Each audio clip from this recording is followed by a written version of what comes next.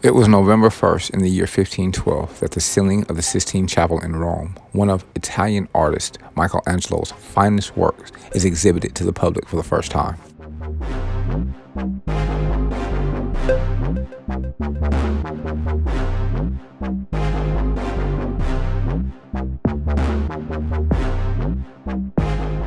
Michelangelo Buonarroti, the greatest of the Italian Renaissance artists, some may say, was born in the small village of Caprice in 1475. The son of a government administrator, he grew up in Florence, a center of the early Renaissance movement, and became an artist apprentice at age 13. Demonstrating obvious talent, he was taken under the wing of Lorenzo de' Medici, the ruler of the Florentine Republic and a great patron of the arts. After demonstrating his mastery of sculpture in such work as the Pietà 1498 and David in 1504, he was called to Rome in 1508 to paint the ceiling of the Sistine Chapel, the chief consecrated space in the Vatican.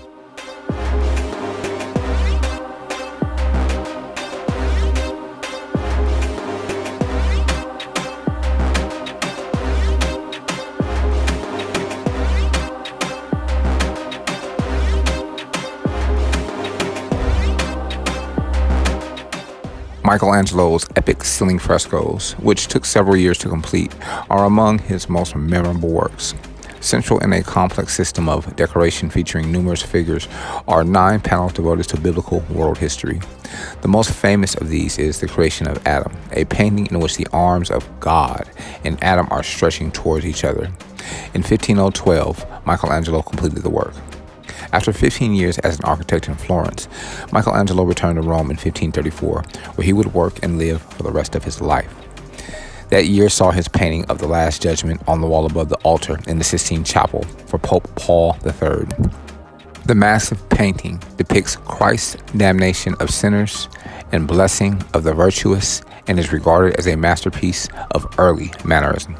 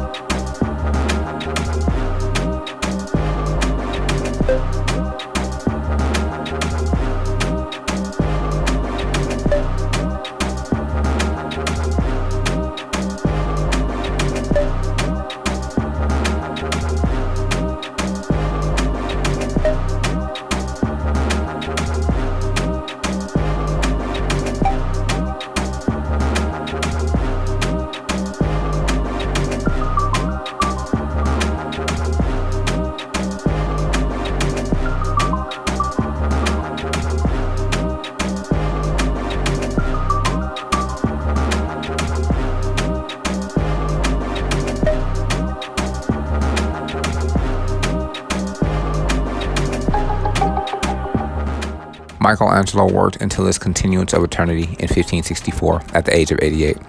In addition to his major artistic works, he produced numerous other sculptures, frescoes, and architectural designs and drawings, many of which are unfinished and some of which are lost.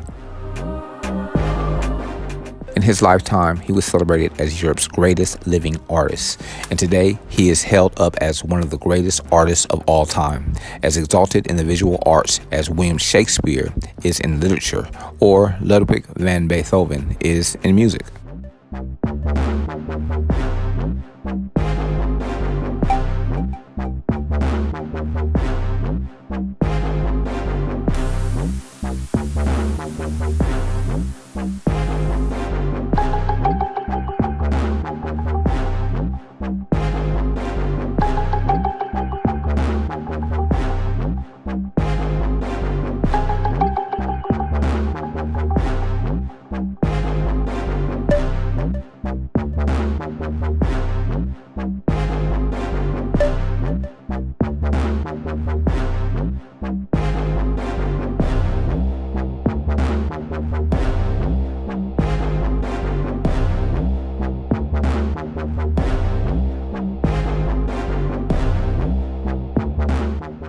On November 1st in the year 1765, Parliament enacted the Stamp Act. In the face of widespread opposition in the American colonies, Parliament enacted the Stamp Act, a taxation measure designed to raise revenue for the British military operations in America.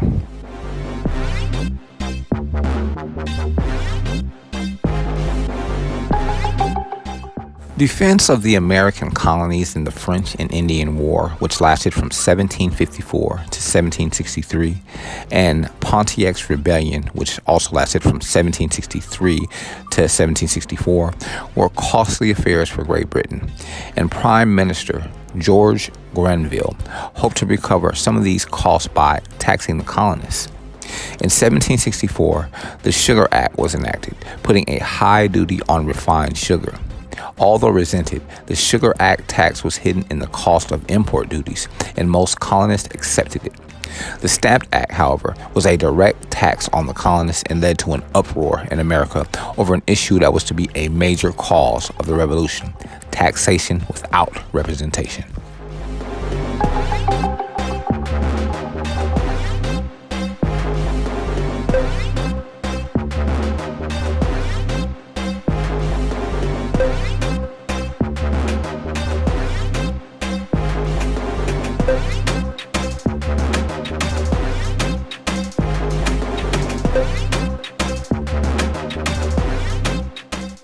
Passed without debate by Parliament in March of 1765, the Stamp Act was designed to force colonists to use special stamp paper in the printing of newspapers, pamphlets, almanacs, and playing cards, and to have a stamp embossed on all commercial and legal papers.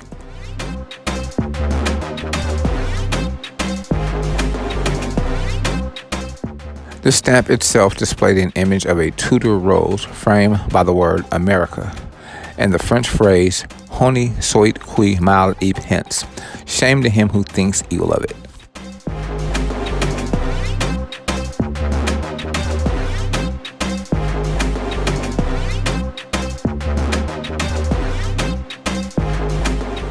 Outrage was immediate.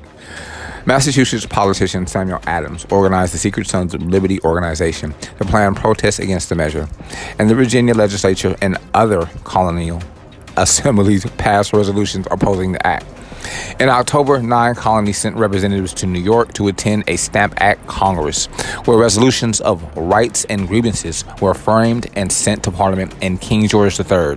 Despite this opposition, the Stamp Act was enacted on November 1st in 1765.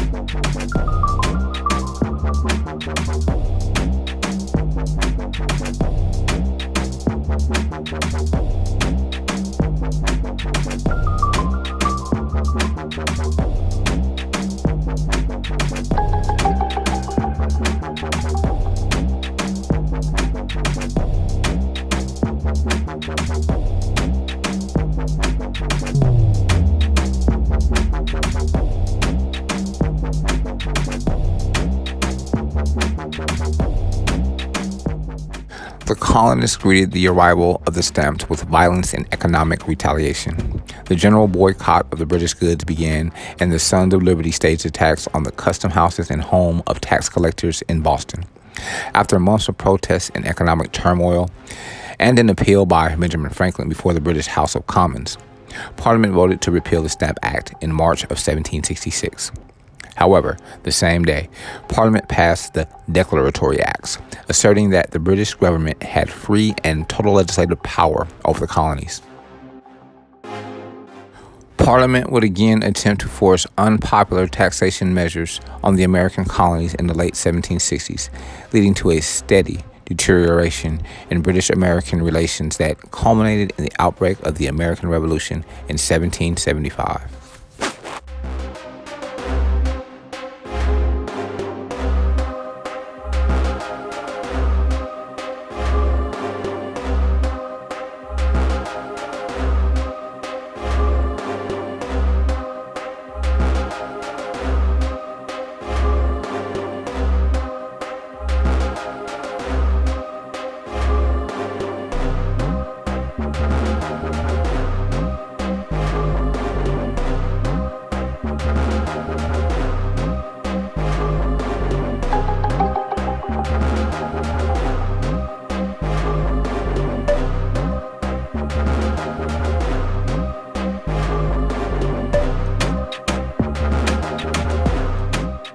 It was November 1st in the year 1993 that the European Union officially goes into effect. The Maastricht Treaty comes into effect, formally establishing the European Union. The treaty was drafted in 1991 by delegates from the European Community meeting at Maastricht in the Netherlands and signed in 1992. The agreement called for a strengthened European Parliament, the creation of a Central European Bank, and common foreign and security policies. The treaty also laid the groundwork for the establishment of a single European currency to be known as the euro.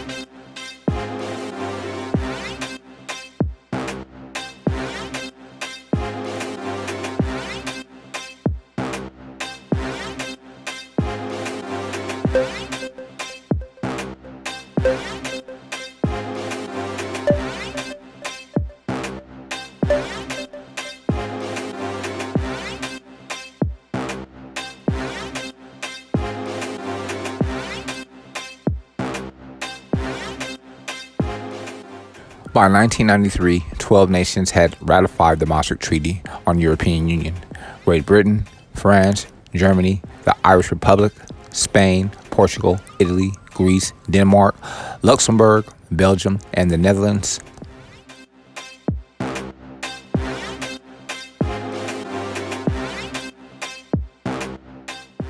Austria, Finland, and Sweden became members of the EU in 1995.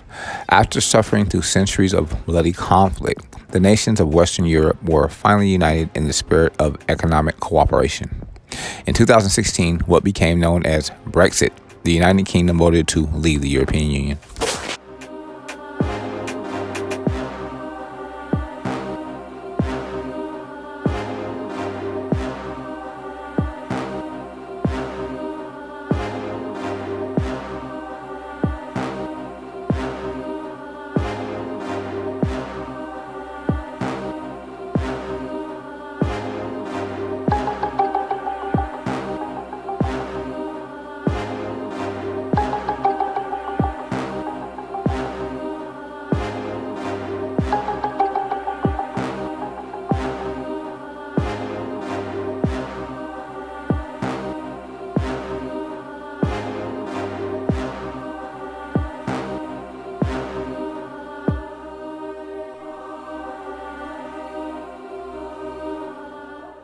information documented and divulged on this audio file can be verified on history.com.